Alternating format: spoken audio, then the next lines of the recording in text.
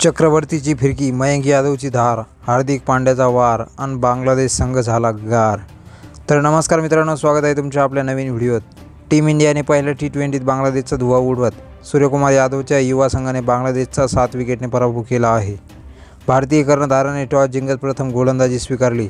त्याचा हा निर्णय गोलंदाजांनी योग्य करून दाखवत बांगलादेशला केवळ 127 धावांवर ऑल आऊट केले। हर्षदीप सिंगने कंजूस गोलंदाजी करत केवळ 14 धावा देत 3 विकेट घेतल्या।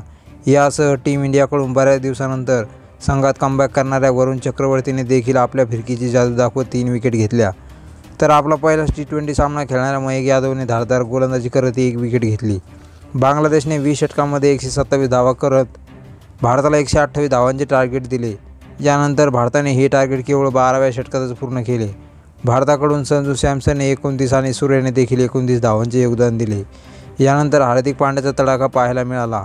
हार्दिकने टीम इंडियासाठी सर्वाधिक 39 धावा केल्या, ज्यामध्ये त्याने केवळ 16 चेंडूंचा सामना करताना 5 चौकार 2 षटकारांसह 39 धावा करत टीम इंडियाला ग्वालियर टी20 जिंकून दिला।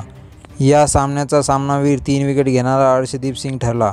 पहिल्या विजयासह भारताने 3 टी20 सामन्याच्या मालिकेत 1-0 अशी आघाडी घेतली आहे। मित्रांनो, तुम्ही पण भारताच्या या विजयावर खुश असाल तर व्हिडिओला एक लाईक जरूर करा।